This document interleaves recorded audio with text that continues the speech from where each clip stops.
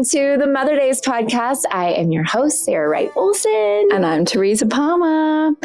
Hello, Daisies.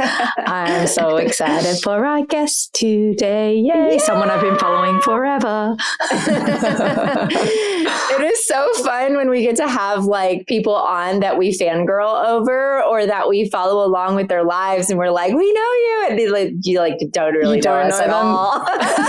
And we don't really know you. We just like follow your journey. And so anyway, it's just so fun. Today we have an amazing guest, and she's a mother, she's a blogger, she talks about fashion and recipes and so many amazing fun things. And also you talk about so many things in life that I think people don't talk about, which are grief, loss, and just challenges and everyday things that families go through. And we're just so honored to have you here and on the show to talk about all the things. You guys, it's Ashley Stock, Little Miss Mama. Yay. Thank you for coming on the show. Oh my gosh, I am so excited to be here. You two are so fun. I'm like, I hope that I can like keep up with their hysterical banter and flow, because I laugh my way through all of your podcasts and cry my way through and nod my head. And then sometimes, like the other day, I was listening to one on a walk and I just started like replying. Like I was like, oh, I need to interject. And it was like, wait, I'm not in this conversation. But that's like how conversational it is that I was on my walk. Like, wait, but did you think about this? And then I'm like, whoa. Too far, Ashley. So I'm really excited to be here. Oh my God. That is the biggest compliment. Because that is why we did this. We were like, we just want to feel like some girlfriends that you guys are chatting with when you listen. Yes, and we're just talking about all the things, shooting this shit. Well, I think you have such an amazing online presence, and I'm always drawn to people who keep it real and show all sides of life. I think, the trap with social media is that people are often just showing the highlight reels. And with you, you're like, hey, welcome to my journey. And I'm going to show you every side of it, which was really so refreshing. And I think you have created an environment where people feel free to just be themselves, and you have such loyal followers and people who just are a part of your army. And I just wanted to start off by, can you explain a little bit about like getting into this world? Has it been 15 years now of Little Miss Mama? Yes, actually it has, like almost 15 years, because I started when my oldest was a baby and he just turned 15. So I'm like literally what we call like the grandmothers in the industry, where like, I mean, I laugh all the time, but I'm like, you have no idea how it used to be. Like, we paved the way for you. And so much, like literally though, and so much has changed. And the things that we just got crucified for in the early days that are now commonplace, that I'm just like, oh, it's so different now, but that's great. That was really fast progress in the world of blogging. And it's just been really neat to witness. And really this year, I would say more than any, has made me feel pretty old.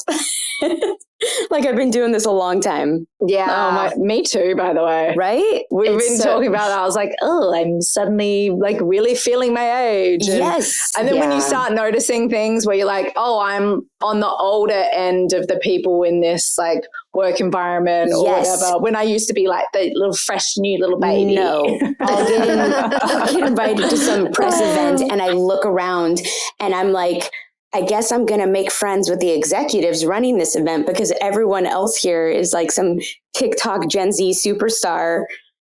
And I'm like, where do I fit in? Yeah. Oh my gosh. I need a sensible bedtime. Yes, I know. I got invited to some like fashion party recently. I can't remember what brand it was. Maybe it was like a year ago. I remember. Do you remember this? And I was like, oh my God, I brought my friend Becca. Because I was supposed to go with you. You were supposed to go with me, who's a couple years older than me. And like I got all dolled up and my hair and makeup done and everything. And I was posing on the red carpet out the front. And I get inside and I was like, oh, wow, times have changed. Yes. Like, I am elderly compared to all these people who are attending the event. And me and my friend Becca could not stop laughing. We were like, wow, all of these people must be looking at us being like, oh, what are that? Oh, that's really cute. What are they doing here? And I was like, I haven't been to those in years and years and years. And then I was like, oh, God, I remember how fun this was. Anyway, didn't know anyone there. None of my peers were there. It was totally different. I was like, oh, okay, cool. I'm just going to go back home to bed at 9:30 and snuggle up with my babies. And I haven't been to one since, but. Oh, it's so good. It's very humbling. And I've learned that like when I get invited and it's one I actually like want to go to, I'm like, bring a friend, bring somebody you know is guaranteed going to be in your wheelhouse.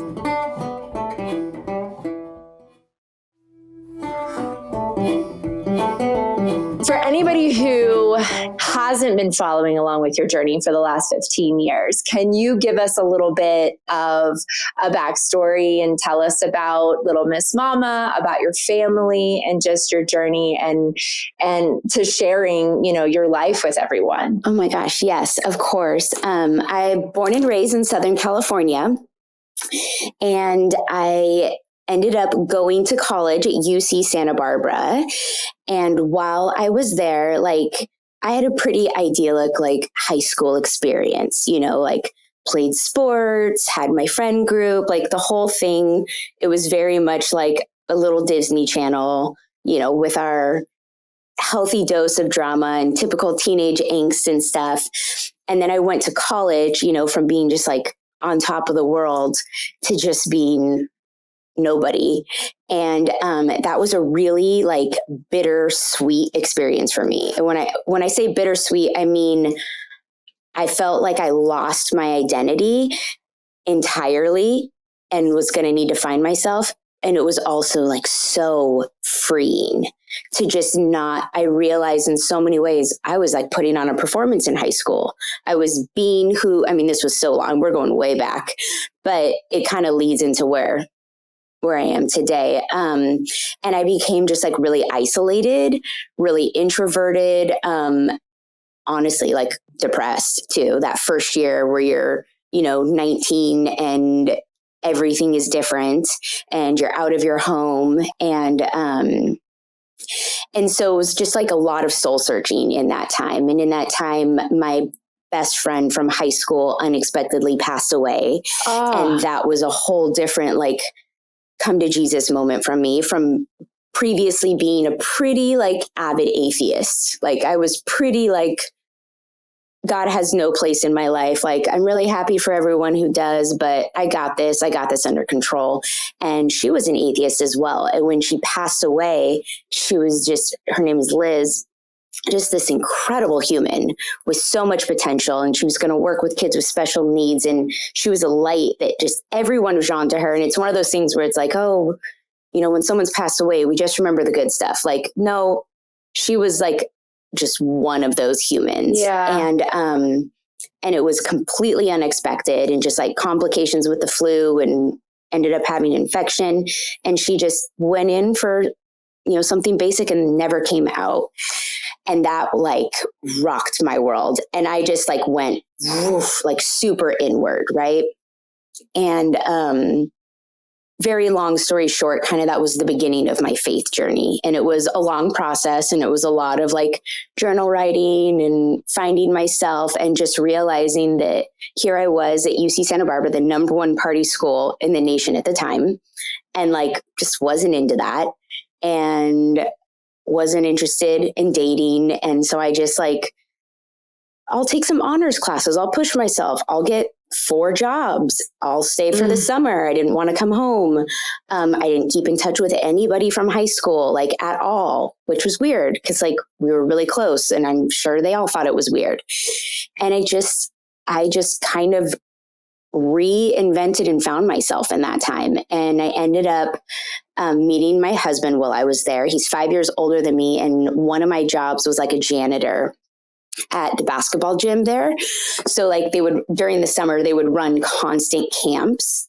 All like the college teams to raise money, would do camps for like the youth in the area. And I was doing it for the basketball camp. And so the assistant basketball coach at that time was my husband's brother. And so he would have to call me and be like, somebody threw up on the court. I need you to come mop it up, or we need these trash cans taken out, or the bathrooms need to be cleaned. Oh my God. Yes, it was very glorious work. And here I am, like 4'11", carrying like a bucket and a mop. And there's all these like 6'5" college athletes. And I just have my headphones on doing my own thing. And I turn the corner and there's Ben, my future husband, in like his counselor gear. And it was just like this immediate. And he was not my like he's my type without being my typical type. You know what I mean? But I just knew like right away. And I was like, oh my gosh. So that began like this summer whirlwind 2-week romance. And then he left and flew back to Wyoming. And that was going to be the last I ever saw of him. We continued to keep in touch, and we dated for over a year before he moved out to California, where we dated for another year before we got married.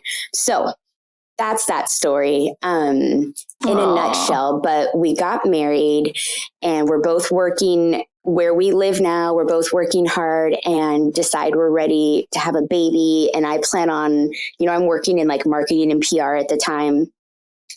And I'm going to get pregnant. And so I'm going to be able to work for 9 more months. Well, I got hyperemesis, which I didn't never even crossed my mind that 24-year-old Ashley or 25-year-old Ashley getting pregnant was going to be hard. Like, of course this was going to be easy. I ended up having to quit my job. Like, I did not get out of bed. I was on IVs, just throwing up constantly, like the same thing that the princess Kate Middleton has, which sorry for her, but I was so grateful for when she got it, because suddenly it was like the world was aware that this is what it was like for some women, that we just had the flu for 9 months. You start to go like a little bit insane. There were times when I would tell Ben, I think I might need to be committed to like a mental institution. Like, just everything feels horrible and you're foreign in your body. And the moment that he came out, Wesley, I felt like myself again. Like, it was like he came out and the hormones just all like went away. And he was just so adorable. And I was an only child, no experience. Like, he's the first newborn I've ever held, the first baby I ever held, where somebody didn't like prop pillows under me. And I remember being terrified. Like, I don't know what I'm doing. My husband's 1 of 5 and I have this newborn, and like, am I going to know what to do? And you just do. Like, you just know what to do. And after he was born, I knew I didn't specifically want to go back to work. I wanted to be home with him, but I knew we needed to work. Like, we were young and poor, and I needed to find something. And I started developing these like really obsessive, anxious thoughts of obsessing over if something happened to him. And so I had only ever heard of postpartum depression. And I'm like, I don't feel depressed. In fact, I feel more alive than ever because I'm not sick. It was the opposite. Like, I went full manic, and I didn't want people to hold him. I didn't want to leave the house. I was recovering from a C-section and still bleeding, and pulling out paint and painting our baseboards, and like obsessively cleaning our house and making everyone wash their hands and checking his breathing all night. And that just kind of became this deep obsession that I realized was like, took me a while to realize that's not how I should be feeling. Like, I just lived in such fear. I would say to my husband, like, I've never, like, I love you more than anything, but I've never felt this feeling of, if something happens to our son, I don't know, like, what's the point?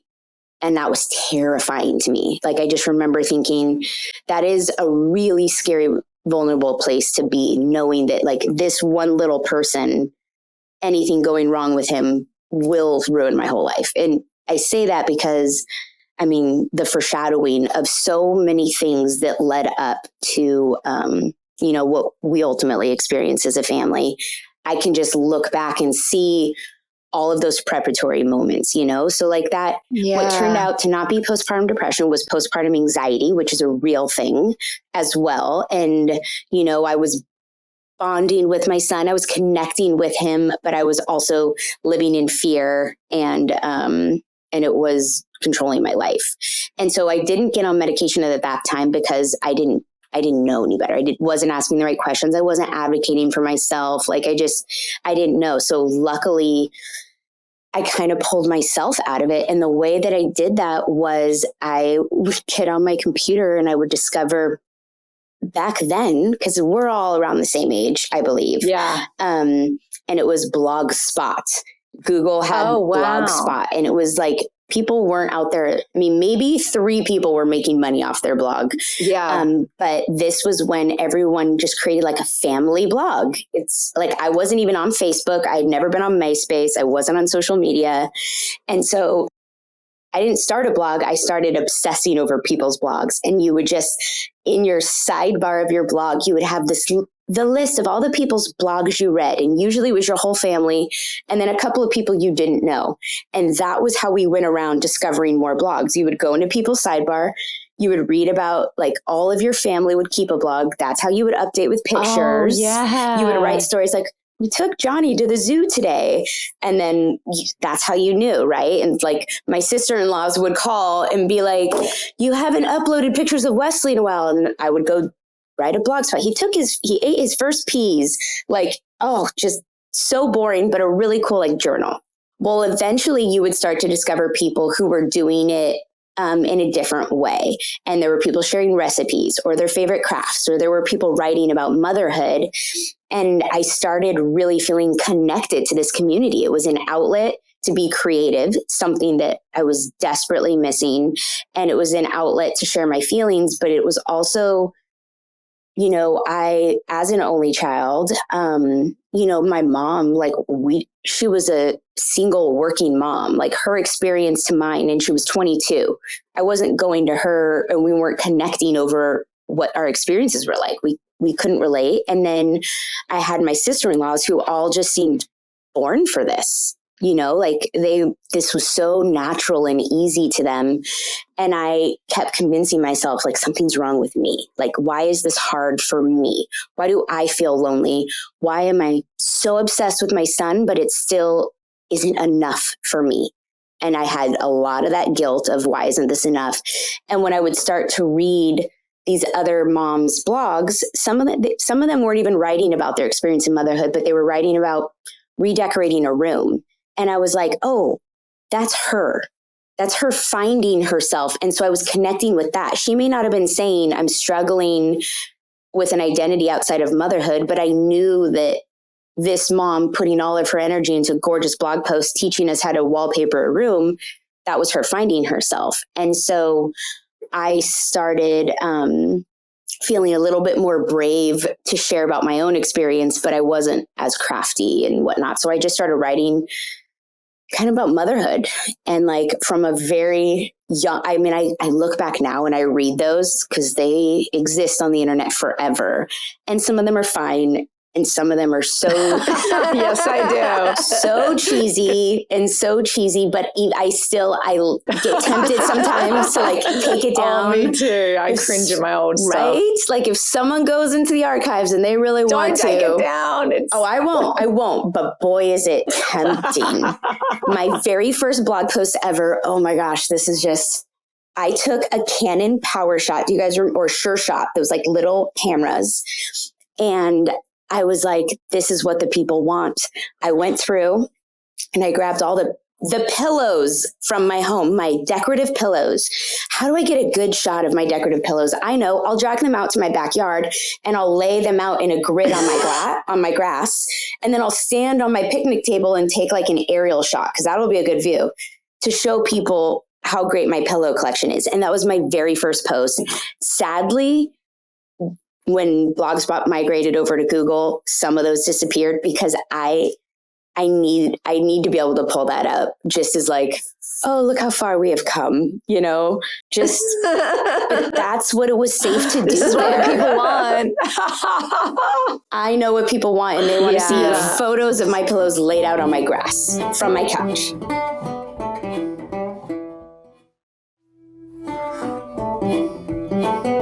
But that transitioned into me just, when I started sharing little experiences in motherhood, this was a time when people would comment on blogs back in the day.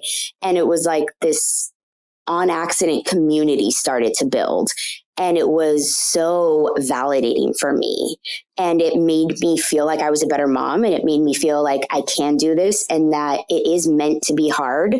I'm not special. I'm not, uniquely unqualified for this. Like, I can do it. And the hard part is normal. And that's where we learn. And if me sharing the hard day I had with my kid helps one other mom, like it did me, not feel like she is just alone in the trenches. And, this is 15 years ago.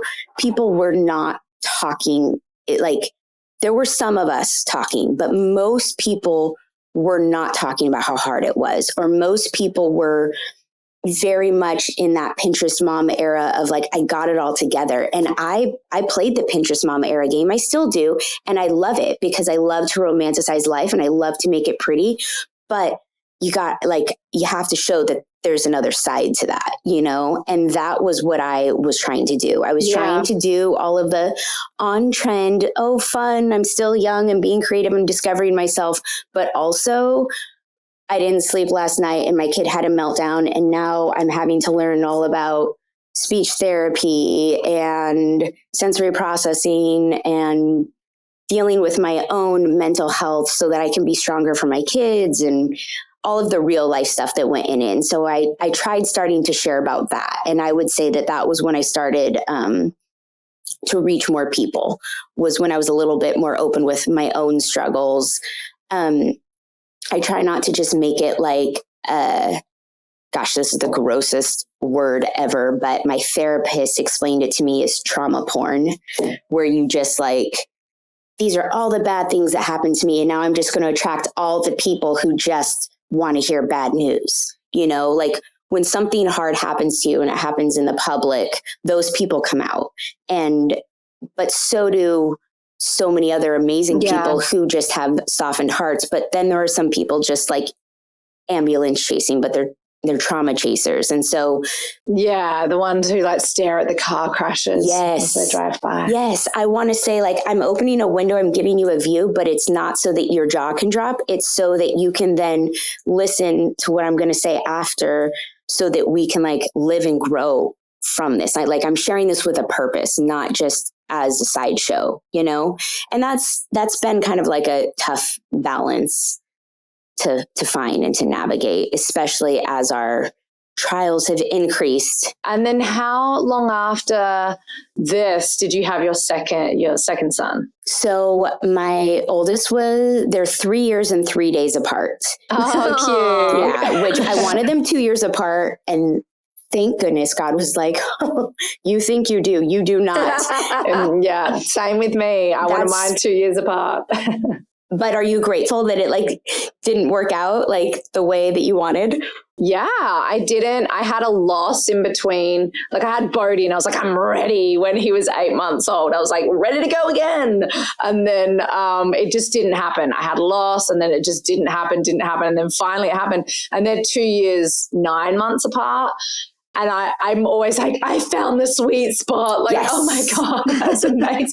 I see my other friends who have 15 months apart, 17 months apart. I'm like, how do you manage, mama? It's so hardcore. It seriously really is the best gap. Yeah, I'm obsessed. I'm obsessed. I'm like, oh, it's so good. I have 3 years apart and 4 years apart.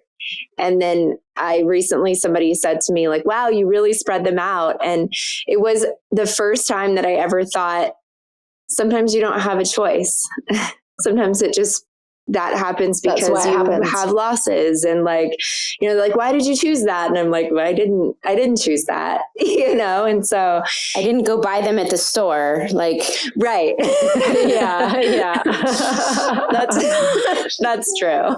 And also people are ready at different times too. Some people I don't fully feel ready to start trying until my baby's 2 or until, I have friends who their kid had to hit 2 for them to feel I'm starting to see myself out of the trenches. But yeah, and I always agonized over age gaps. Like I'd always like, oh, the age gap's getting bigger. Even Which now, is silly. I'm like, always calculating the age gap. Don't do it. It's crazy. If I've learned any lesson, it's that, because there are so many beautiful things that come from whatever age gap you get, whether it's incredibly close or whether it's a massive age gap. Like, we live in a world of social media where we get to see so many families doing it in so many different ways. And the beautiful part of that is we see how beautiful those gaps can be. And every kid is different. So we have a plan, and then we have a certain kid, and that kid might need a sibling sooner, or that kid might need a bigger gap, or we might need a bigger gap to like figure out the dynamics of our family now. Because something Ben and I, a conversation we have a lot, because we would love to continue to grow our family, but we know it's not so simple. And there's just a lot of different things we have to keep in mind. But we just say all the time that, you know, you're never ready when you're ready, but that you have to pay attention to the kids you have and what their needs are, and like what is ultimately going to be the best fit in timing for your family if you're blessed to have any control over that timing, you know? So yeah, if that, like, we wanted Wesley 2 years later. I mean, we had Wes and then wanted another one 2 years later. That didn't work out. Blessing in disguise. And just a little heads up, my husband was on a medication for psoriasis, and he was not even, was he 30? He was 30. And the doctor never thought, like, we had a baby, never thought to say, by the way, you won't be able to have kids on this. So for 10 months, we were like, it's just not working. This is crazy. Everything should be fine. I got checked out. Everything should be fine. And it just hit me one day when he went to pick up a refill. I was like, we need to call your doctor. And the doctor's like, oh yeah, if you want to have kids, you can't take this. Like, go off of it and it should be out of your system in 2 weeks. And then you'll oh my God. Literally, we were pregnant 2.5 weeks later. I was like, but that was God. Oh my God. Like, you just say that. Those are side effects you say to somebody of that age range. Anyway, we ended up getting pregnant with Sawyer. It was a really tough time because here I was trying to blog to just make like a couple $100 extra a month, $1,000 on a month if we were like really lucky, you know, like just a different time while pregnant, so sick.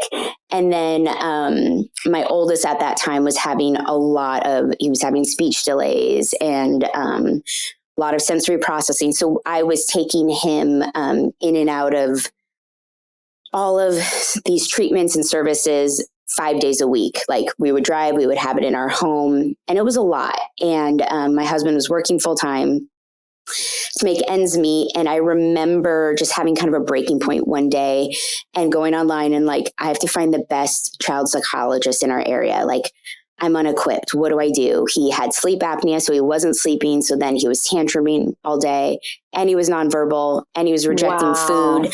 And I'm hugely pregnant, and I'm like, I'm about to have another baby. What do I do? And so I call up this therapist and I give her like the rundown, and I talk to her for a long time, and she's so kind. And she's like, I'm not going to see your son. I'm like, I'm sorry, what? She's like, yes, I'm not going to see your son. I'm like, okay. I'm crying. I'm like, why not? I'm desperate. I need some help. I don't know what to do. And she's like, I'm going to see you. And I was like, why? And she goes, because this is a long road, and there are going to be many people qualified, and I'm going to help you find them for him. But you are going to have to be the rock and the strength to get through this. And so we're going to need to work through some of your stuff, and we're going to need you to get into a position to be who he needs for the rest of his life. And I was like, oh. And so that was me, like, wow. Then I started, really, like, makes me so emotional. It was a huge moment, because when she said no, I still questioned it, because I was in that mom mode where it's like, it's not about me, it's about them. And it was like, she just slapped me across the face and said, you're right, it is about them. So get yourself together. Like, let's pull it together. And so did therapy with her for like 2 years, which was ups and downs, but ultimately was a really great foundation for me to just be strong enough for what was ahead. And then Sawyer was born, and he was just, thank goodness, the easiest, happiest baby in the world, but a handful. Aww. And we had our 2 boys, and, you know, life was crazy. I cannot with the dimples. The dimples on those boys. I say it's why I married Ben. So handsome. So I'm always like, oh my God. They're my favorite quality. When I met Ben and I saw his dimples, I was like, and I'm going to marry you because my kids need to get those dimples. Like that is, and all 3 of our kids got them. It was the first thing I looked for when they got pulled out. Every time I go, do they have dimples? Do they? I know. Stevie's dimple. I would just love it. Yeah. And they still have them. So it's great. That's so cute. Yeah. So cute. fun. Oh my gosh. And talk to us about Stevie. Yes. So I want to talk all about her. So our boys, oh my gosh, such a handful that we had a gap. And I started working more. Ben was working more, just so many things. And then it was just the same as it was with the boys. I just woke up one day and was like, we are not ready. And I'm so ready. It is time to bring a baby into this world. Yeah. And so he was a little bit more hesitant, but, you know, I think we got pregnant pretty quick. Like we were pretty lucky with that. And this was the very first pregnancy that we were able to find out, like, you know, because we're so old that we couldn't do it with our first 2. But this was the one where suddenly you can find out with a blood test, like almost right away what you're having. And we did that. And it was at 10 weeks, you can do the blood test and know if it's a boy or a girl. And even though, Teresa, didn't you get one like wrong or something? One podcast, whether it was you or a guest, like they said the wrong gender on the blood test. We had a guest. Yes, we had a guest who... I'm trying to think of who it was. And I was like, how do you get a blood test wrong? Yeah. I know. And we were going to open it together. And I was 100% convinced we were having a boy, because I was just at this point, I was like, we were wrong with every time we guessed our kids. And I was like, I'm a boy mom. I got this down. I see my friends with their girls, like, oh, it's great. It's cute. It's adorable. But like, I got this. I'm into the sports thing. Like, I'm going to ride that boy mom wave. This is going to be great. And Ben and I agreed that they email you the results or whatever. We're going to open it together. Little punk, literally, I get a cell phone call from him and he is giddy. And I'm like, what's going on? He's like, the email came through. I said, what email? The email with the blood results. And I'm like, he goes, should we open it? And I said, I kind of feel like maybe you already did. And then he's like, it's a girl. He just like couldn't literally, he could not even like contain himself. So we were he was also terrified. He was terrified, but we were really, really excited. And and immediately it felt different. I didn't think it would. I'm like, how could it? Like your love just expands and it grows. Yeah. And boy, girls, how is it going to be different? But as a mom, like even growing her felt different. Like that. I was even sicker if that was even possible. Aww. But it felt like this different level of protection that it was like, I don't know, it was like a part of my own inner child was in there with her, you know. We were the same, we were one. And when I was growing the boys, it was like I was nourishing them, I was feeding them, I was growing them. With her, it was like we were just growing together is what it felt like. And I could feel that difference. And she was, thank goodness, my easiest like delivery. I had C-sections for all of them, but by this point, you know, I knew what I wanted. I knew what to ask for. And I just had the best doctor, my other doctor who had retired, who I loved. But then this doctor came in and I was like, oh, this is even better. And she just gave us this beautiful experience. And we knew we were going to name her Stevie.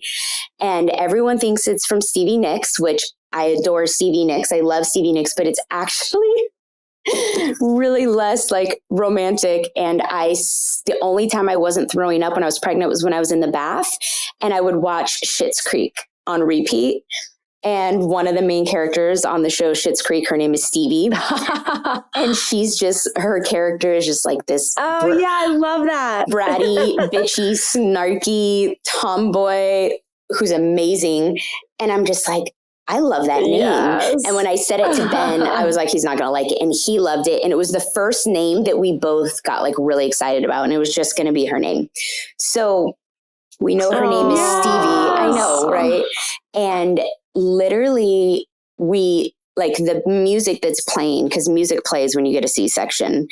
And with the first two, I didn't have a say in it. They were like, the anesthesiologist gets to pick the music. And I'm thinking, I was 26 the first time. I'm like, oh, okay. And it was the absolute worst. Like, they actually told me that he gets to pick the music. It's his OR, whatever. It was like intense rock, like, and I just remember being like, you're God, like, that is so wrong. This is the music so your baby comes out to. Exactly. Like, and I'm thinking, I remember just kept thinking to myself, like, oh my God. I watch doctor shows, like, yeah, surgeons, whatever they operate best to. And then I thought, but those patients are put under. I'm awake, bringing a living being into the world.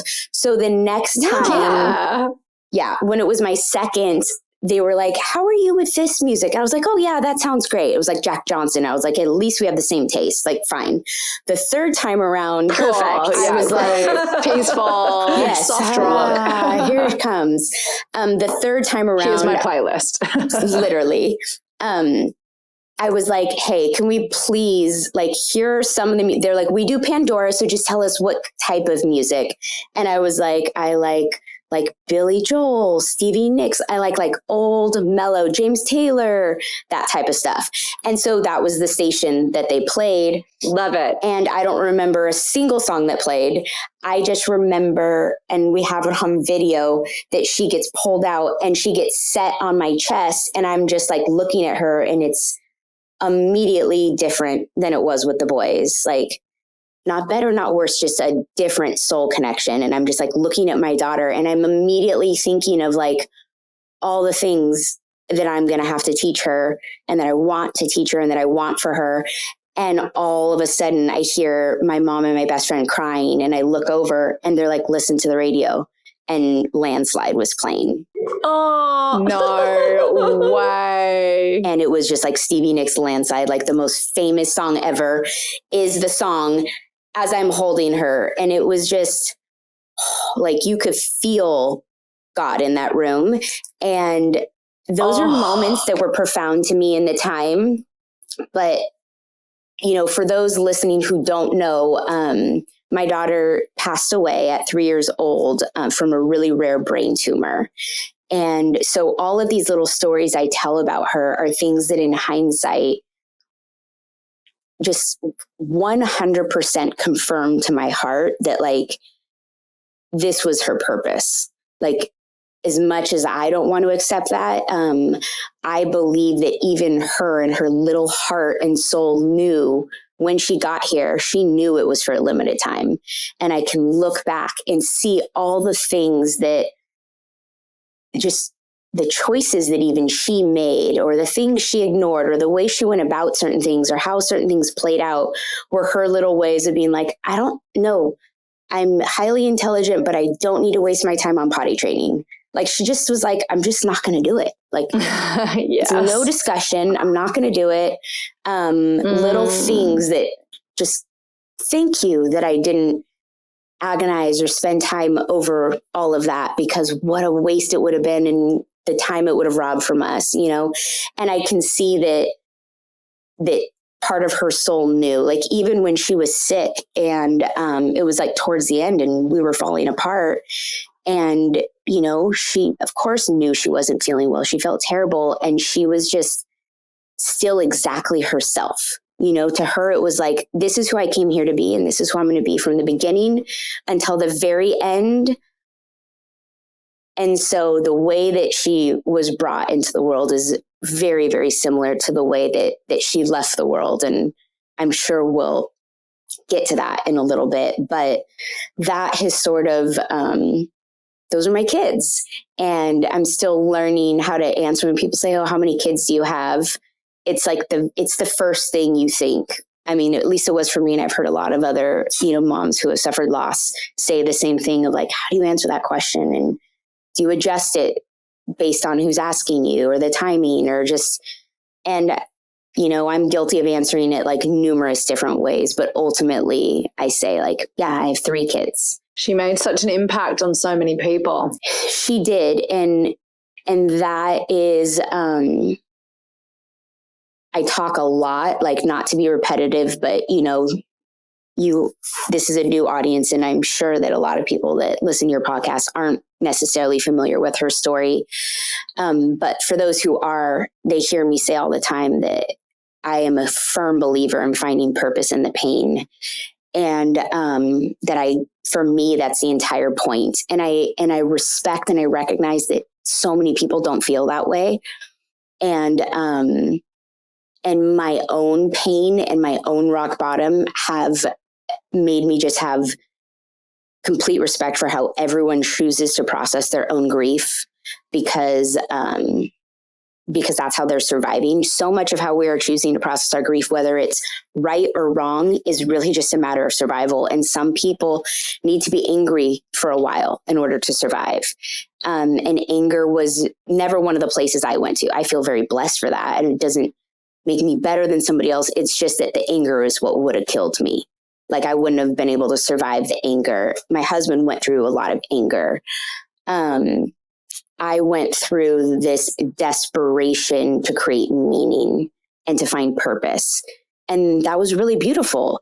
But it was also, in many ways, a coping mechanism that as the years passed, I had to face too. And I had to say, like, gosh, a lot of beautiful, great things came from that.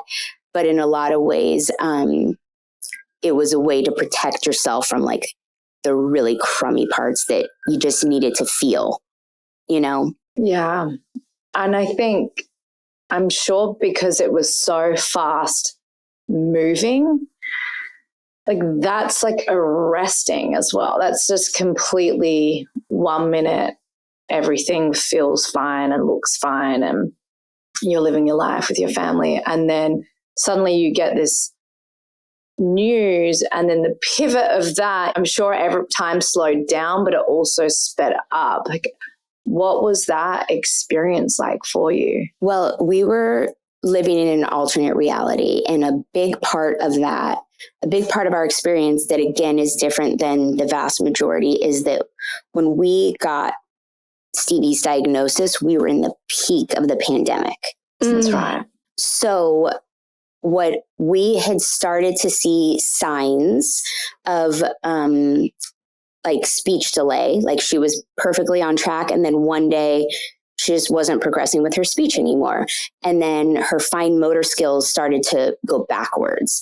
And, having sort of been down this road before with my oldest, gosh, I literally like look back into the feelings. Like I had these download journals that I probably did burn them after, where I would just try to download all of like my stress and anger and resentment, even towards the people I love, whether it was rational or not, just to get it out. So then I could go and do what I needed to do. And including with my kids, I'm frustrated that such and such and such about my kids, whether it was rational or not. It was like this healing exercise for me to get it out so then I could go show up as my best self. And I remember writing about her and just saying, I've gotten her evaluated, and yes, she's a little speech delayed, but like, yes, her fine motor, all the things that were pointing to like autism, which I'm very familiar with all the markers. And so I started doing all the evaluations, and I remember writing in my journal thinking, how am I going to do this again? Like, she was supposed to be our like savior, our breath of fresh air. Like, here we go as parents putting this unspoken responsibility on our child to fulfill something for us and our family.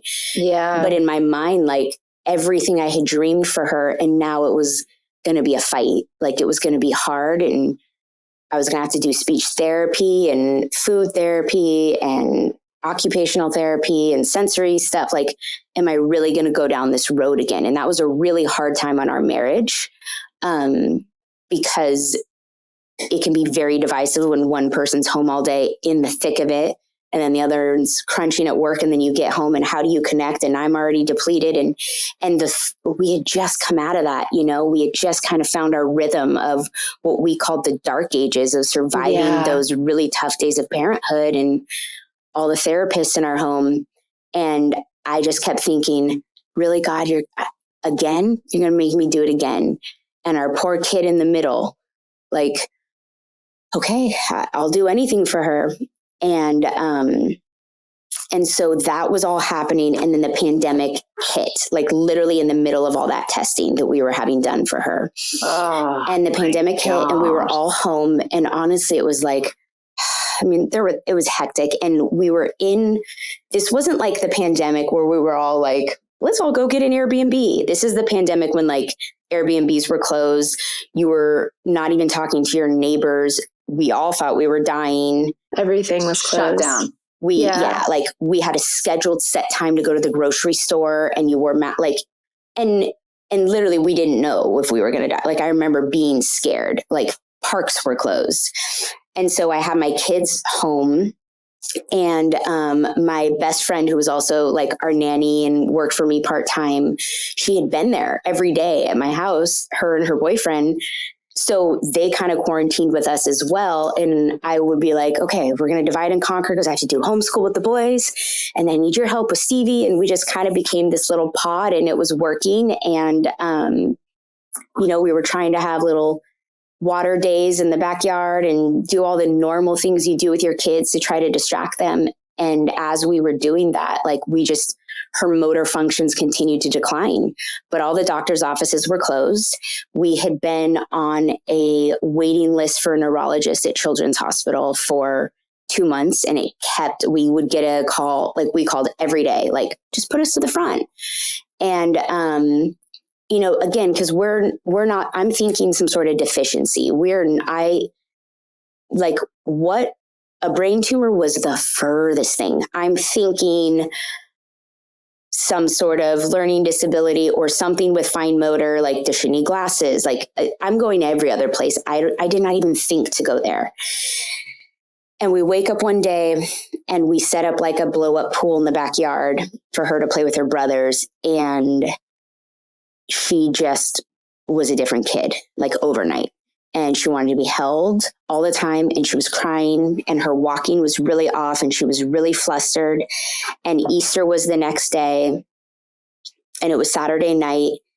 And I just was like, my gut, I just went to the other room and I said a prayer, and then I just started hysterically crying. And I looked at some video I had taken of her walking, and I was like, no. And I sent it to our pediatrician. And I just straight up texted it to her, like her emergency. And she immediately called me. And she said, okay, I want you to go to the hospital. I don't want you to go to Los Robles, where COVID is. I want you to go to Children's, but it's after hours, and there's a million protocols. They're not letting people come in because of COVID. So she said, I'm going to call right now. They're going to be expecting you. You're going to get taken to a private room because of COVID protocol. And then we're going to wait and see. And I was just like, okay. And I remember walking out of that call. It's like 7 at night now and dark. And she's getting ready to go to bed, and she's in her jammies. And I tell Ben what I'm doing, and he's like, well, why don't we just, like, she's doing okay right now. Everything's fine. She's not sick. She's not crying. Tomorrow's Easter. Like, we have the boys' baskets. We're going to hide the eggs. And I just looked at him and said, I have to go now. I know that I do. And I just had the like pajama clothes on I was wearing, and I grabbed her and her blankie and a baba and a binky, and we just got in the car, and I started driving to downtown LA. And I remember on that drive, like I tell this story a lot because it's like just burned in my brain. And I remember just like squeezing the steering wheel and calling up one of my best friends whose husband works with a lot of neurosurgeons. And I'm on the phone with her, and she's like a huge support to me. Her name's Brittany. And really I was calling for him to vet out, like, hey, tell me what neurosurgeons I want. Who do I want to see? What neurologist do I want to see when I'm there? And who do I not want to see? Tell me who the best ones are. And as I'm talking to her, we're going through it. Like, her and I talked about this later. Like, we talked about how we didn't say anything then, but we both just knew, like, that we were just driving into a whole new story for ourselves, you know? And I'm like squeezing the thing, and she's just happy as can be in her car seat. And I knew that I was not going to hear, oh, she has autism, or, oh, her eyesight's making her walk a little off balance. I just knew it. It was horrible. And so, you know, we get there and there's no human around because it's the pandemic. And again, very long story short, they give us our private room, and she's not happy or complain about this at all. She just wants to be home, and she's very cranky, and she's not one that falls asleep in your arms or anything. And I was able to like get her to fall asleep in my arms. And as I'm doing that, she's like sleeping, and I'm not moving a muscle because we have to have all these tests done and she's not going to be happy. I take a picture of her because she never fell asleep in my arms as a toddler. And this tattoo, which you kind of can see right here, it's a picture of her eyes closed and her eyebrows on my arm. And that's right where her hair was. And that's the exact picture that I took in that moment sitting in the hospital room. And while I was there freaking out, I posted that picture. And I posted it as a way of saying, like, we don't know what's going on. We have no idea. Everyone was living in fear at this moment of what's going on out in the world, like sickness wise. And like, I'm just, please just pray for her. We're about to get tests done and we don't know. And I honestly would have to go back and reread what I wrote, but however I wrote it was in such a way that people started sharing it and people started reading about it. And we didn't even know what was going on at that point. Completely unbeknownst to me, that post was getting shared a lot and offered for prayers. And I just am putting my phone away and freaking out. And so I end up holding her down for a CT scan, and they had to sedate her a little bit for a CT scan and put her in like this stupid straitjacket because she was terrified. And, you know, we had to test her for COVID. She had to get a shot, like all of these things, like I'm just holding her for. And Ben can't be there because also of COVID restrictions. Only one parent can be there. So I'm like, it's fine. We're just going through all the tests. So we're back in the room, and a social worker comes in, and that was my red flag. Like the nicest social worker ever, not a doctor, not a nurse, to let me know that somebody was going to come in to sit with Stevie while she went to the doctors and talked with me. And so the social worker, you know, took me into this room, like with no windows, and we're all wearing masks, and like several doctors walk in. I honestly don't even remember how many. I'm sure I have it in a journal somewhere, but several doctors walk in, all with masks. Oh my God. And there's a box of tissues, and they just put up the CT scan and they show me where the tumor is. And so basically, like, here's your spine, your brainstem, and then like a lollipop, this type of tumor is just directly attached, like dead center in your brain, attached to the brainstem like a lollipop.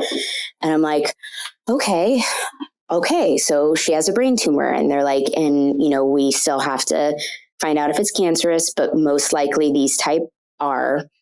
And so but now we have to wait on an MRI to give us pathology, tell us exactly what type of tumor this is. So in my head, I'm obviously like, I'm immediately going into warrior mom mode, like really fast of like, okay, I'm a cancer mom now. Yeah. We'll get the surgery. We'll do this. We're going to have to get an apartment down here, and I'm going to have to call St. Jude's, and I'm going to have to call all the specialties, or I'm going to have to look for this. And okay, let me learn about chemo.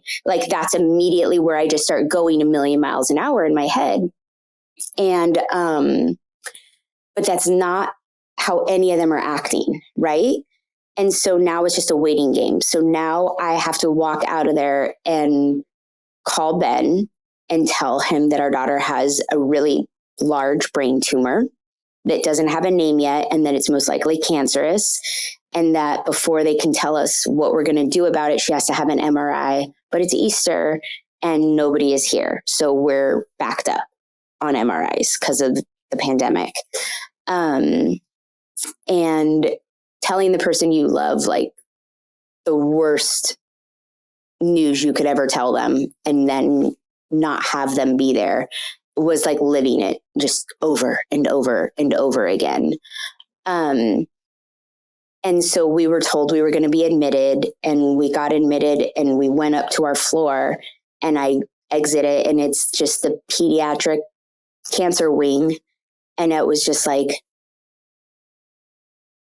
this morning we were playing in a pool in the backyard, and now I'm being admitted into the pediatric cancer wing with my 3-year-old, who is freaking out at this point and just wants to be home, is losing her verbal. So it's just like temper tantrum, and she's mad at me. And it's so, a couple days later, she got put under and had the MRI, and they called me and said, well, we're going to make an exception, and Ben can come up here into the hospital with you, 2 parents, to go over the results. But then one of you has to leave because only one of you could stay. And God, which you also don't want to hear. No, we knew again. I knew that I needed him with me, that it couldn't be something else that I received alone, that impact, and then had to redeliver. You know, because the first impact is one thing that's already burned in your brain as complete trauma, and then having to redeliver it. And then having them say, like, you should have him with you, would make me think immediately, like, this is the worst possible news. This isn't just something that's treatable, and, you know, it would make me spiral. I don't know if it was a good thing or a bad thing that I did have, because this was like a 3-day gap between when we finally found out, the longest 3 days of my life. And in that time, people were pulling out miracles, right? I had a picture of the scan. Like, we saw what it looked like. We just didn't have the MRI. And, you know, I had a lot of friends who were well-connected who sent it to their brain surgeon friends, who their reply was, the doctors will sit down and talk with her. Just wait for the MRI, because you can't say anything definitively without the MRI. Just legally, they couldn't. But they all knew. This is such a rare type of cancer, and this is exactly what it looks like, that for it to have been anything else would have been a 1 in a bajillion chance. So I realize now that everyone in that 3-day period knew what she had already before telling us. And like, I have parts of that where I have gratitude about that, and I have part of it that I actually feel rage because I just do. Walking around, I can just see all the faces of the people, the way they were treating us when they knew and we didn't know yet, and makes me crazy. But so they sat us in the room to tell us that she has what's called DIPG, a very, very, very rare form of brain cancer that is usually in younger children. They explained that it's on the brainstem, and that there is I don't remember how they worded it, but basically that there's no survival rate. And I said, okay, but what about surgery? Can we try surgery? And that's when they had to explain that you can't reach this through surgery, and I said, but I remember saying, like, if you're telling me she's going to die anyway, why wouldn't we try the surgery? And they said, because it's just trying to reach the tumor itself is guaranteed that she wouldn't come out of it. And if she did, she would have no faculties. And we were just like, okay, so surgery is not an option. What about chemotherapy? Chemotherapy isn't effective with this type of cancer. Okay, what about radiation? And then they were like, radiation is what we recommend, because radiation can, but not guaranteed, can shrink it, which will alleviate some of her symptoms and maybe give her more time. And so they started, telling us what that radiation protocol would look like, but basically told us that she wasn't going to make it, and that it was just a matter of time. And that the way that this tumor worked is, I said, how long has she had it? And they said, we have no way of knowing, because it is not a consistently growing tumor. It starts off, you may have noticed symptoms 6 months ago where she had headaches or she wasn't sleeping well, which we did, and then they went away. And she's like, so it grew and then it paused, and then it grew and then it paused. And she goes, and when we get closer to the end is when it just grows. And that's why we're starting to notice like a big decline in her motor functions. And she had blood tests. Nothing showed up in blood tests either. And so that was their way of telling us, like, we're in the really fast growing portion of this. Like, it's going to be fast unless we do something. And so I said, I don't know what we want to do yet. So let's just keep treating her here. Give us a day or two to think about it. And they put her on steroids to help with the swelling. And they kept talking to us about the radiation. And the steroids, when she was on the steroids in the hospital, she was a different child. She was miserable. She did nothing but scream and punch and kick and rip out her IV. She ate everything. She couldn't stop eating, and she was angry, and she couldn't sleep, and she was hyperactive, and she was in pain. And it was not my child. And she has, as we learned, a very high pain tolerance for what we realized she had probably been feeling for a very long time, and the headaches she had probably been experiencing. And so ultimately, I got to talk to a lot of different specialists all over the world who have worked with kids with these cases. We reviewed all of like the special studies have been put on hold because of COVID. Honestly, I wouldn't have done them anyway. She was too young. And I just looked to Ben and I said, listen, if we had a 7-year-old daughter who, was trying to make it to, or kindergartner who was trying to make it to kindergarten graduation or to her dance recital, or who we had to sit down and say, honey, you're dying. Like, you had to tell your kid that they might not live for very much longer. What do you want to do?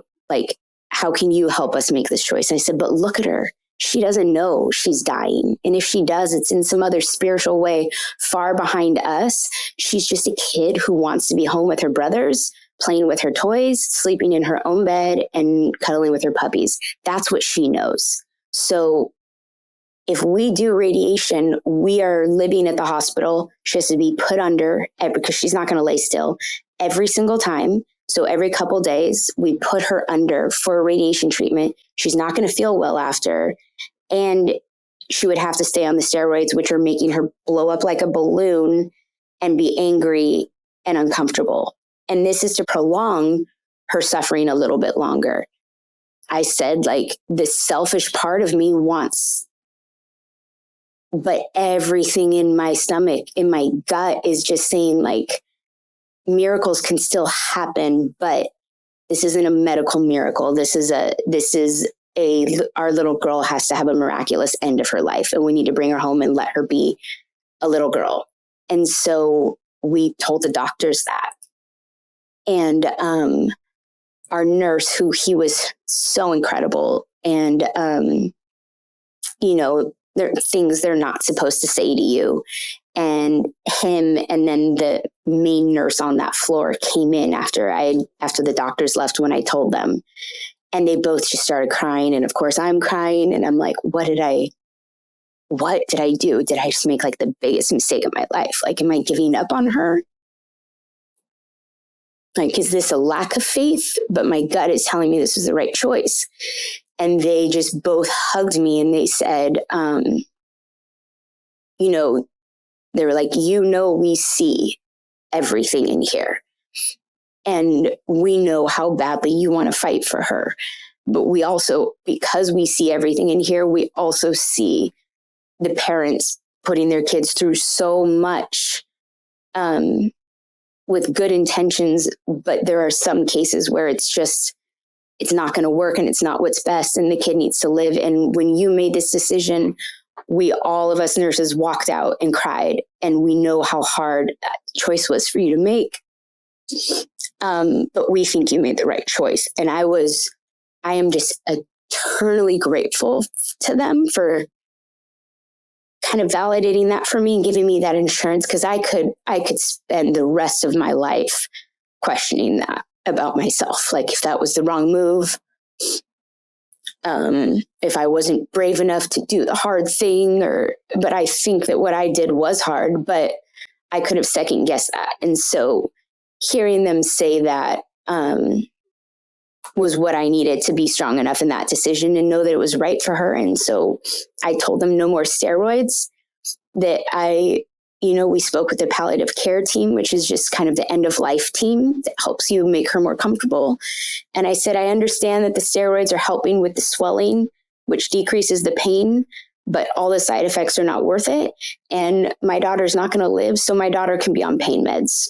Like you can give her some pain meds that allow her to be cognizant and not in pain. And I don't have to worry about the long-term effects of her taking a Xanax if she's really stressed out or can't sleep. Like we're making her comfortable. And so they walk you through that, and they do it in such a beautiful way of, here are the medications that are safe for her, but that are also going to make her comfortable. Here's how you're going to administer them when you get home. And we have other amazing friends that are close to us who run home health care facilities and a lot of hospice care, but they don't do it for children. And there weren't any ones for children really close by. We're in our area at the time.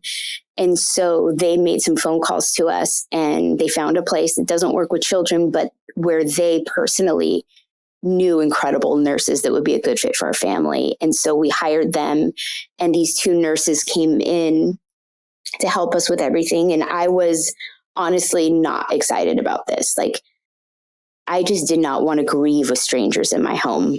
And I didn't want to feel like medicinal. And I was just like, oh my gosh, okay, come in, teach me how to use all the machines, teach me, like, I just hated what it represented. And the first night, this is kind of a little side story, but the first night that we got to meet our first nurse, Barb, it's like 11 at night. We're awake. We've just gotten Stevie to sleep. She's on the couch. It's me, Ben, Chandler, our nanny, who's like my best friend, and he's her husband now, boyfriend, who was also like family to us. And we're all just sitting there. And, they were just as close with her as us. And we finally got her to sleep. She had a couple seizures and she's resting, and we're just taking a deep breath, and we're actually in a good place. We're trying to be a little bit silly. And there's a knock on the door, and I'm like, is the nurse coming this late? And she walks in, and she's just like this disheveled bull in a china shop. Like, it is just, she's got bags of fast food and like rubber gloves, and she just like bulldozes her way into our house. And I look at Ben and I'm like, oh, this is not going to work. And she goes over to the sink in our kitchen, and she's like, do you have any? Nope, I need this type of rag. Do you have this type of soap? And she's like scrubbing him for surgery, like literally scrubbing him for surgery. Granted, COVID, so I was grateful she was being, but like just like really aggressive. And then she opens up Carl's Jr. and she's like, you guys need to eat. And she pulls out all these burgers, and we're just like, what is happening? Have you done this? Have you done this? What's for this? And I'm just thinking, this is not how I'm going to operate. Very long story short, she continues in this sort of aggressive way, but then she sits with us and she just like starts looking at us. Like, she's just like looking at us. And I'm like, okay, what's she looking at? I'm uncomfortable. And then she does it to Ben, and then she does it to Chandler, and then she does it to Kevin. And she just kind of goes around the room looking into our souls quietly while we're just sitting there uncomfortably. And I'm like, this is either going to be really crazy or really profound. And I can't remember which of us she spoke to first, but she took about 2 minutes to talk to each of us individually. And somehow it was exactly what was going on in each of our individual souls at that moment. It was like the most clairvoyant, godlike experience I've ever had.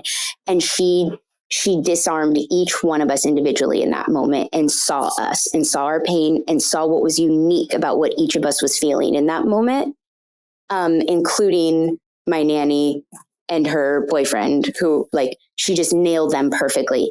And it was just, and next thing we know, she's talking to us, we're crying, we're reaching over, we're grabbing the Carl's Jr., we're eating these Carl's Jr. burgers that we were like, ew. We're just like eating French fries and drinking the sodas. We actually really needed this. We know, it turns out. And it was just this like, it was just this magical moment. And we had another nurse named Jan, who was her polar opposite, who was like a mom to us and became like she has a Stevie tattoo. Yeah, she was everything we needed in that regard.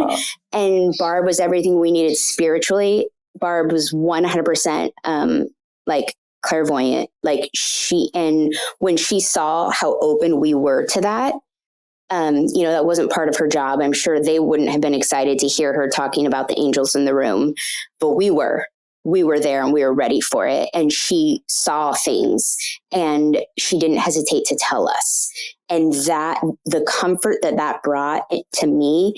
And then she was able to tell me like, hey, you have this ability too. You're just really scared right now, but I'm going to help you access it because you're not going to want to miss this. This is going to be the hardest thing you ever do, but it's going to be the most beautiful because you will never be this close to all of this magic again, like as in this moment. And she just taught us how to do that. She taught us. And when it came time for Stevie to pass away, because of Barb and Jan, the nurses, it was able to be this just profoundly beautiful, highly emotional experience where she just had us light candles all over the house. She took away every single bit of medical equipment. So it didn't feel like that. Like we didn't need all of that stuff out. And she went and just put it away. And she said, we have to start telling her it's okay, because Barb was like, she's holding on for you guys right now, specifically my husband who wasn't ready. And she said, you guys got to give her permission to go. You got to tell her that she can go now, because she just kept holding on. Like she was so strong, but she wasn't awake or cognizant, but she would stop breathing for a couple minutes and then she would start breathing again. And it was like, honey, you got to go. So we had all the candles lit and then we turned on Stevie Nicks' Landslide, so that the way that she came into the world could also be kind of how she was guided out. And I just kept whispering. Ben and I were both holding her, and I finally turned to Ben and I said, you got to go in the other room, honey. She's got to let go. We got to let her let go, and she can't let go if you're here. She knows you're not ready, but she's been holding on for too long. So he stepped in the backyard, just like 5 steps away through the door. And right when he did, she just took her last exhale. And so, we had our candles and we had our music. And then, you don't know what happened now. What do you do? What happens now?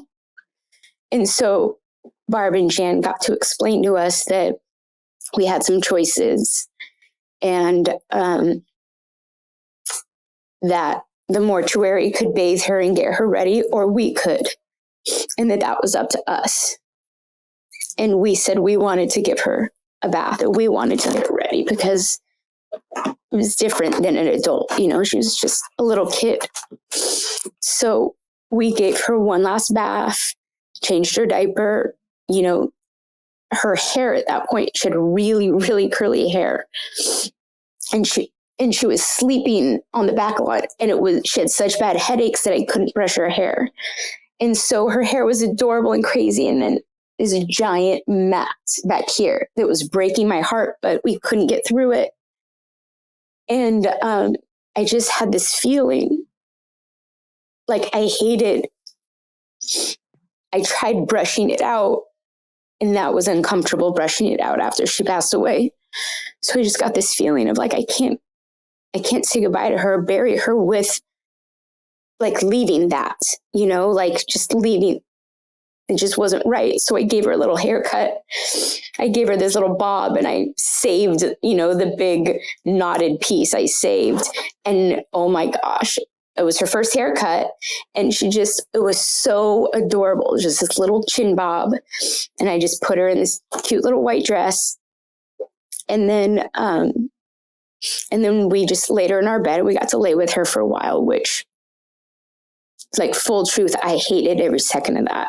But Ben really needed that. And for me, it was the worst. And I had to leave the room, but for him, he needed that.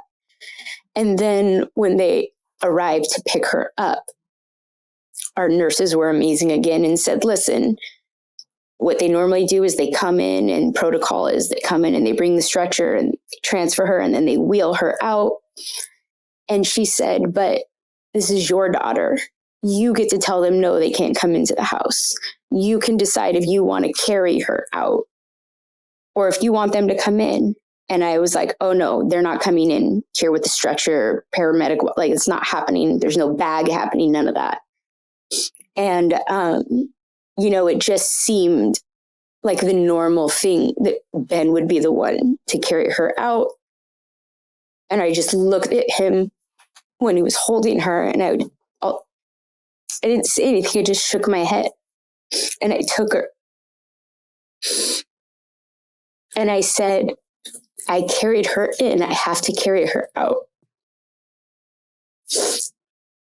And so a lot of this is like super clear in my head, and a lot is a total blur. But when I walked out the front door, you keep in mind pandemic, so you're not seeing anybody, but my people were there.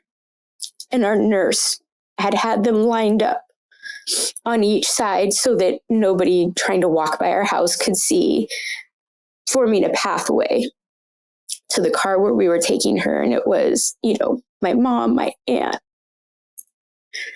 all of my best friends who were so close with her, all just there holding hands while we carried her out.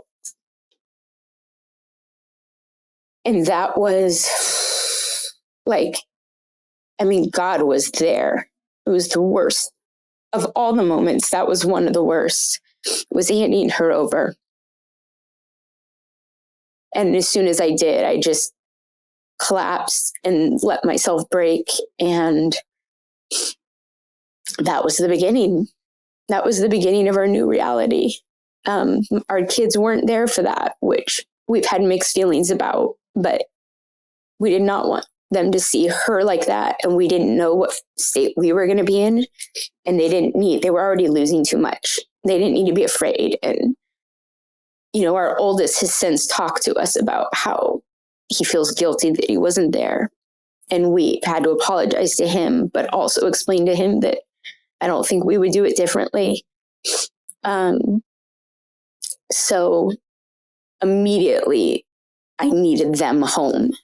Immediately I needed them back with me. And they were at my dear friend's house. The wife, Cassandra, was with me, and the husband was home with all the kids, taking care of them. And so Ben and I went and picked them up. And, all of our friends' kids were there because all the moms were with me. And so the dads were watching the kids all together. And these are kids who have grown up together. And I just walked in, and, she was the baby of all of them, like the last one born. And, they all just, she had a lot of siblings other than her brothers. And I'm so grateful because my boys have that support system of kids and their peers who lived it with them, and kids who had to go to therapy because they were close to her too. Not kids who were just like, I'm sorry, your sister died, but kids who still think about her and cry over her. Like, they have that. And so, that just, from that moment on, that kind of just became, that was the beginning, of what became our journey with healing. I mean, the healing didn't start for so long, but there's so many things that happen before the healing that are necessary. And it's not linear, and it's the most beautiful, ugly, profound, gut-wrenching, clarity-providing experience ever. But I, this far out of it now, it's been almost 4 years. It's been 4 years. Some of it is so fresh, but I can also just, like I said, look back and see. I can look back just through the things that I shared on social media before she was even sick, or before we knew she was sick, and the things that I wrote where I was like, God is real. We were being prepared for this. Like, this was the plan, and there were a lot of people, because it became like her illness became so public. There were so many people who were really mad with our choice to not do treatment, really mad. And I, as hard as that was, I knew they were coming from a place of love, or coming from a place of their own trauma and loss. And, wanting to tell me that I was giving up. I would receive letters in the mail or DMs all the time from people writing pages and pages on what faith really is and miracles, or this new treatment down in Mexico, or you're giving up on her, you're letting her die. Like, just a lot of what ultimately were insensitive. But I do believe that for the most part, their intention was this same thing that I felt in my soul, which was this desperate need to save her, this desperate need for her to be okay, whether it was for their own faith or for her. And that desperation, helped me give grace to their insensitivity. But there was a lot of that, which taught me that as a people, and what I like to come on the podcast specifically to share about, is that as a people, we don't know the language of grief. We don't know the different dialects. We don't know how to and there isn't one version of it that we should all be speaking. But actually there is. I think there is one version we should all be speaking, and we're just going to have different dialects, but we have to learn to understand each other, and we have to learn that it's different for everyone, but we have to be able to hear it and understand it and give grace if we're going to get through it, because none of us is immune to this. None of us. I'm not saying all of us are going to have a child who dies, but all of us are going to lose somebody close to us. Grief. Yeah. It's inevitable. And yeah, for sure. And it's which tells me it's on purpose. It's designed to be a part of our life for a reason. So we're supposed to learn something from it. We're not supposed to bury it. We're not supposed to shame people about it. We're not supposed to tell people time will make it go away, so it should be gone. Yeah, like, we're supposed to learn it and understand it, because it has the ability to connect all of us. It's what we all have in common, which means it can be our common ground.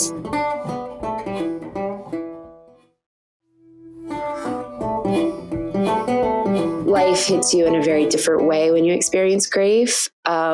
Listening to your story was, extremely emotional and beautiful and everything. My mom had a child before I was born, and he died at the age of 3 of a neuroblastoma. And so, she's 60. So at the time, now she tells me that she listens to our podcast, and for her, it's like so life-changing, because she didn't have this when she was, and the community that she had was church, which was great. And they really wrapped my parents in love at such a young age when they lost their child. So many of the things that you described about Stevie are the things that happened with my brother as well. And he was 3. He was 3. Mm-hmm. What was his name? His name was Robert. And I was born, my mom got pregnant with me a month after he died. And so I was born the next year. But there's so many things that you talked about in your story, which hit me so hard, because, Jan and Barb are these 2 beautiful souls that were put into your life. And my mom and dad were only 19 years old at the time. And, there was a nurse who came in, and our Daisies who have listened to the show, if they listened to the episode with my mom, they heard this story. But basically this nurse came into their room when pretty much he was like at the end. And, you know, over the course of a year, I think he had like many, many surgeries, and they had tried all these things, but like they didn't really understand this tumor at all at the time. And so she came in and she gave them this poem, and she was a candy striper. And so she had the candy striper uniform on and all of that. She gave them this poem about, you know, letting go and how God gives us these children, and, you know, but then, that they really are like God's children. And so like, we're here to love them and care for them. But then, you know, at some point we have to be able to like, let go. And so my mom talked about this profound journey she had been on, where she sort of saw what life could be like with him if she kept prolonging it. Just like you had this moment where you were like, oh, I could prolong this, but what kind of life is this for my child? And so my mom had that same moment where she chose not to do that. She took the same choice that you made.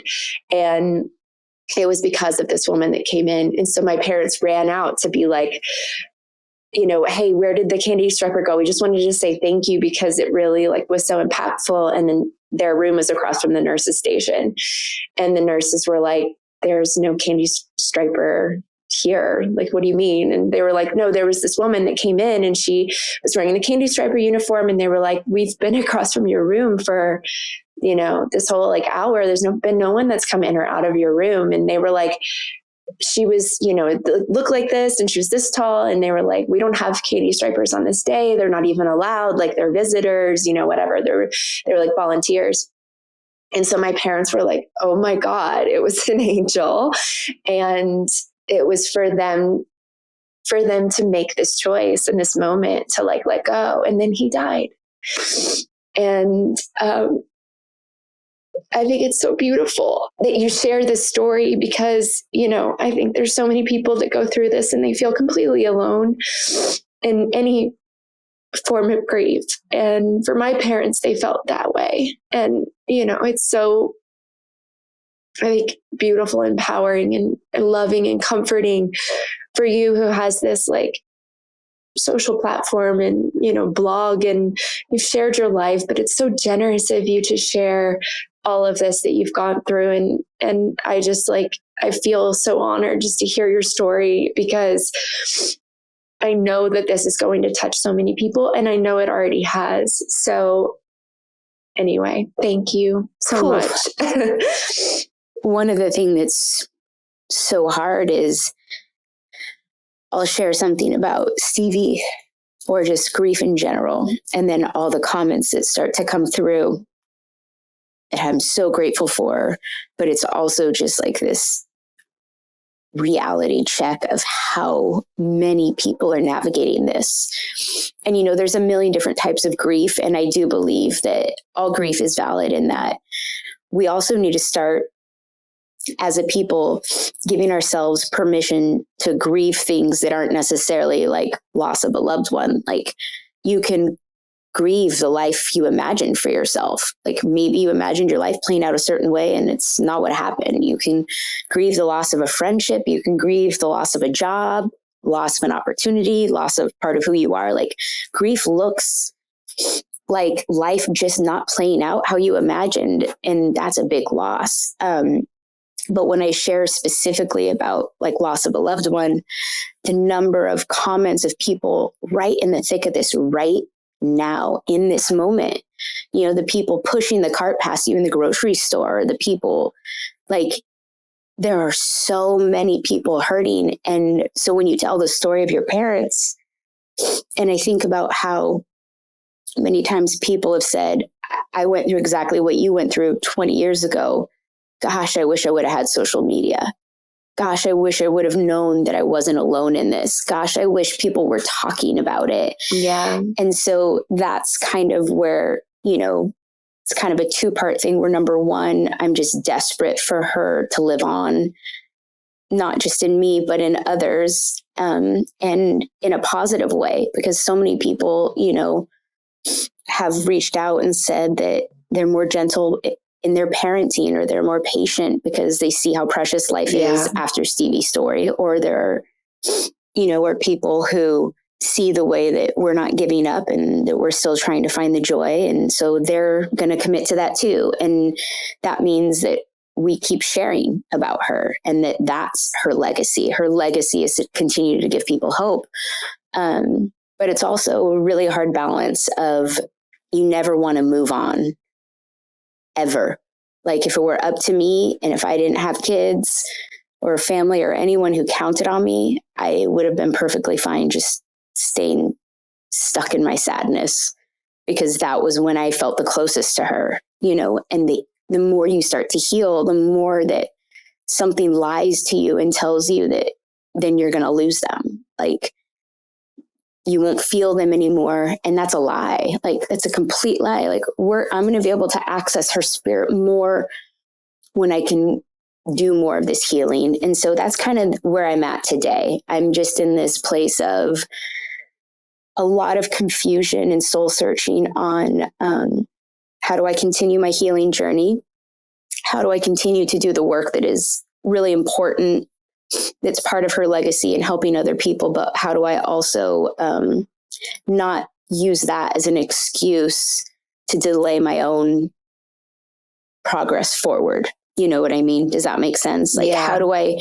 Yeah. Yes. No, part of me is like, sense. I should have a grief platform. And then part of me is like, you can't live in a grief platform. You'll live there. And then you will live in this, stage forever. Ashley, you're still learning the language. You have to learn how to be able to go in and out of it. So that's what I'm trying to learn right now still. So this helps. And thank you. And I had no idea about your brother.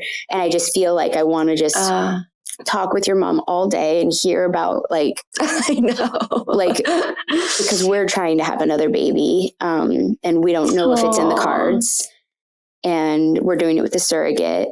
And, I'm not a spring chicken. And after we did all the IVF and the egg extraction, and we got 22 eggs and 18 fertilized, and then we got one viable embryo. Wow. Yeah. And it's a little girl. Oh my God. I know. So we have one shot at this. And because I don't plan on doing IVF again. And it's like, we have one shot, and we know that the odds are not in our favor. And every month it keeps getting delayed for just like little stupid things. And so if all goes on schedule, in the next 2 weeks, we will be attempting to transfer the embryo and see. So I don't know though. I just am terrified. I'm terrified to hope. I'm terrified. I don't know. I'm sure. My mom needed it so bad. I mean, she said, you saved me. She's like, I was so scared though. She's like, I was scared of everything. She's like, and I was so afraid to not eat, enough that I ate all the time. She tells all these sweet stories about it. And so, I think it's that process of, it's so hard to take those steps forward and to put your body into a place of hope after loss, for sure. But then that's all you have, right? And so really it's thank God you have your faith and your family and your spirituality and your connection to the other side, because it really is what you need to lean on in that time of uncertainty, waiting, the weeks of waiting, and the hoping and all of that. It's that, that thing that we'll all have to, in our lives, we'll have to lean into, because as badly as we want to have a ball that shows us everything that's going to happen, it's just not the way that it is. And it's part of our process. And so I'm going to be thinking about you so much Thank you. over the next month or so. And I just will say prayers for you and your family. But I would love to just think in beautiful, positive, energetic ways that it's going to be amazing. And whatever it is, it's going to be amazing. That's what I'm trusting. Yeah. And thank you so much for being here. And I just I'm overwhelmed with just this beautiful story. And I'm so grateful that you chose to share it with us. Thank you so much. I've never cried so much in any one of our podcast recordings. I was looking at Sarah, and then I was looking at you, and I was sobbing, and I was feeling like I was there with you. And it was this like beautiful energy exchange as you were sharing that story. And I'm deeply grateful. I've never heard anything like that before. I've never felt so visceral, like I was there with you, the way you walked us through kind of step by step, moment by moment, and just even your thought process throughout the entire experience. It's just so giving of you to share this with people, and it's so deeply impactful and helpful, and her legacy lives on in everyone. I like stars for Stevie. I remember her. I remember exactly how she looks, and her dimples and her long hair and her bright sparkling eyes. And she was here for such a profound reason. And I just want to say that I'm so grateful that you came, you came to talk to us today and share your story. Thank you so much, Ashley. Thank you. Thank you so much for having me.